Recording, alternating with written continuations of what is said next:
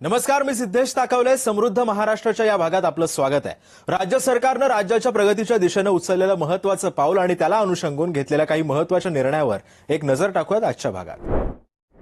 पुण्यश्लोक अहिल्यादेवी होळकर शेतकरी कर्जमुक्ती योजना 2026 ही आतापर्यंतची सर्वात मोठी कर्जमुक्ती असून याद्वारे कर्जाची नियमित परतफेड करणाऱ्यांचा सन्मान केला जातोय. या योजनेमध्ये शेतकऱ्यांना 2 लाख रुपयांपर्यंत कर्जमुक्ती मिळणार आहे. नियमित कर्ज फेडणाऱ्या शेतकऱ्यांना 50,000 रुपयांचा प्रोत्साहनपर लाभ मिळणार आहे.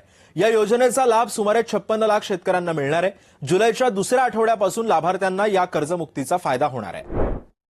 दरम्यान पुण्यश्लोक अहिल्यादेवी होळकर शेतकरी कर्जमुक्ती योजना 2026 अंतर्गत कोणकोणत्या शेतकऱ्यांना लाभ मिळणार आहे आणि या पात्रतेचे निकष काय काय आहेत जाणून घेऊयात.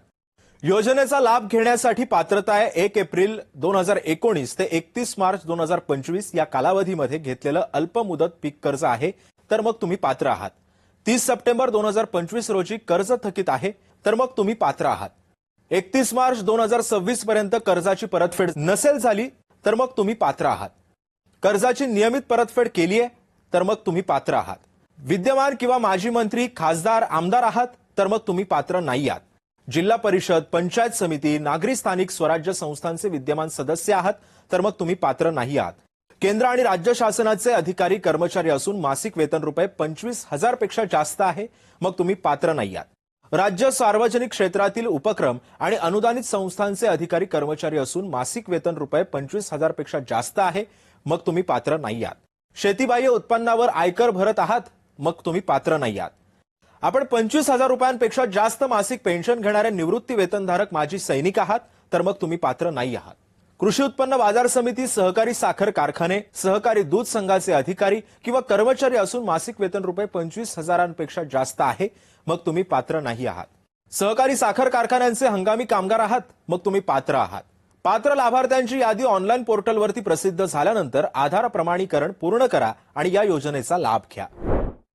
देशातील सर्वात महत्वाकांक्षी पायाभूत सुविधा प्रकल्पांपैकी एक असलेल्या दिल्ली मुंबई द्रुतगती मार्गाच्या कामांची मुख्यमंत्री देवेंद्र फडणवीसांनी नुकतीच पाहणी करून प्रकल्पाच्या प्रगतीचा आढावा घेतलाय. यावेळी संबंधित अधिकाऱ्यांशी चर्चा करत त्यांनी पूर्ण प्रकल्प वेळेमध्ये पूर्ण करण्यासह दर्जेदार कामांवर भर देण्याच्या सूचना सुद्धा दिल्यात.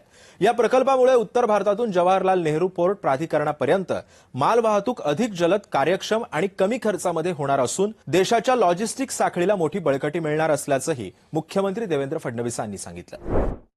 राज्याच्या पायाभूत सुविधा आणि आर्थिक विकासाला नवी गती देणाऱ्या महत्वाकांक्षी प्रकल्पांचा प्रत्यक्ष आढावा घेत मुख्यमंत्री देवेंद्र फडणवीसांनी नुकताच पालघर जिल्ह्याचा दौरा केला.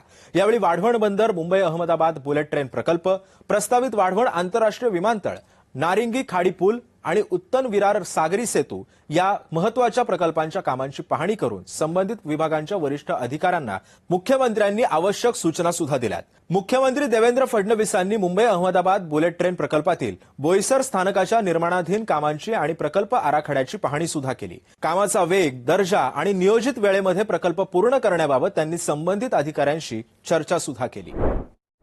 एक मोठी आर्थिक अशा प्रकारची गुंतवणूक येणार आहे आणि आमचा प्रयत्न आहे की या संपूर्ण आर्थिक परिवर्तनामध्ये स्थानिकांना सामील करून घेण्याकरता मग इथलं ITI त्याचं अपग्रेडेशन करून इथे मोठ्या फिशरी इन्स्टिट्यूट तयार करून या ठिकाणी स्किल डेव्हलपमेंटचं काम ऑलरेडी आपण सुरू केलेलं आहे. त्याच्या माध्यमातून स्थानिकांना या परिवर्तनाचा फायदा कसा मिळेल हा प्रयत्न आपला चाललेला आहे.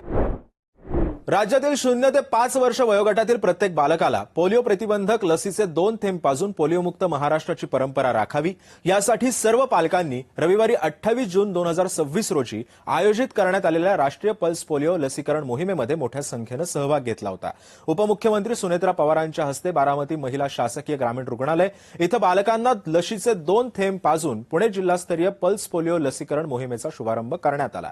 यावेळी जिल्हाधिकारी जितेंद्र डोडींसह मान्यवरांची उपस्थिती होती. पोलिओ मुक्त भारत हे या खरं तर या पोलिओ पल्स डोसच्या अभियानाचं खरं गमक आहे आणि आजच्या या पोलिओच्या अभियानामध्ये मला अचानक इथे आपल्या हॉस्पिटलमध्ये येण्याची संधी लाभली.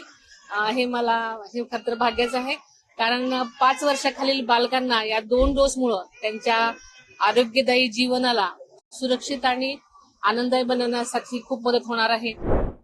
युगपुरुष छत्रपती शिवाजी महाराजांचा 353वा राज्याभिषेक दिन सोहळा नुकताच दुर्गराज रायगडावरती पारंपरिक उत्साहात आणि भक्तिमय वातावरणात संपन्न झाला।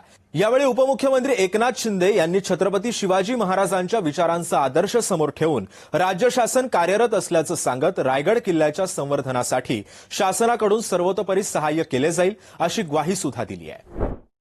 मुंबईतील रवींद्र नाट्य मंदिर सभागृहामध्ये 9वा वस्तू व सेवा कर दिवस साजरा करण्यात आला। या कार्यक्रमाच्या अध्यक्षस्थानी राज्याचे मुख्यमंत्री देवेंद्र फडणवीस होते। देशामध्ये सर्वात जास्त वस्तू व सेवा कर संकलन करण्यामध्ये महाराष्ट्र हे देशामध्ये अव्वल राज्य आहे, असे गौरवोद्गार मुख्यमंत्री देवेंद्र फडणवीसांनी काढलेत। समृद्ध महाराष्ट्राच्या आजच्या भागामध्ये इथेच थांबूयात। पुन्हा भेटूयात नवीन घडामोडी आणि महत्त्वपूर्ण निर्णयांबाबतच्या नवनव्या बातम्यांसह पुढील आठवड्यातील समृद्ध महाराष्ट्र या आमच्या कार्यक्रमात। तुर्तास एवढंच।